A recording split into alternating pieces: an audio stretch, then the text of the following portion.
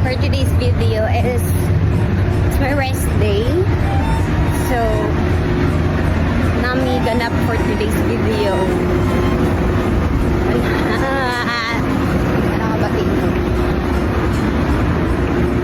So, magano ba yung tawani? Mangaon. Mag-ihaw-ihaw mo. So, ito sa car. So, kaning part nga mga to, is walking distance lang sa akong dorm. So, ila kong gikuha sa akong teacher, o siyang friend, pa nila kadagan tayo bit. So, on the way na may nga na sa park. So, na-miss ko sila mga formal, di ba? Kabi ka pa gana sila mga design na silang mga sagot, mga buwak kung sana sa chat nga. So, kani din nga na sila ang nagsugat sa park, daghan kayo magbit-bit. Tapos, kani din nga park is pwede din magluto, magbanding ang mga Pinoy, direct ay ang secret ng labi na rest day. Siguro pwede po direct ka ng mga birthday, mag-celebrate ka, kanang gusto ninyo magmukhaon ng mga sinugba, mga unsa pa na din nga, bawal sa dorm, kinaiban dorm, like sa mong bawal magluto. So, kada diri perfect ni kaayo. So, magdala lang ka og mga pagkaon, para alam mo pangdaya, magsugba lang ka, unsa medyo mo, pwede diri.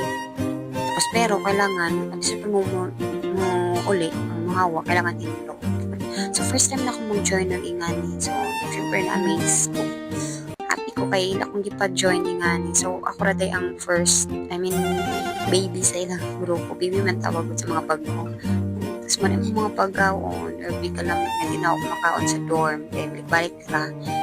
So, diba? Grabe pa katulis ko. Yung kahinlo. Tapoy ko nila at yung hugasan. Perfect kayo. So, nakarealize ko na din na bisan bago pa ka, no, pwede akong bago pa ka sa abroad, pwede ka mag-enjoy kauban ng inyong mga bagong mga co-workers. Kaya ma-imagine mo nga sila at imong mga friendly dito sa Philippines, sa Pinas.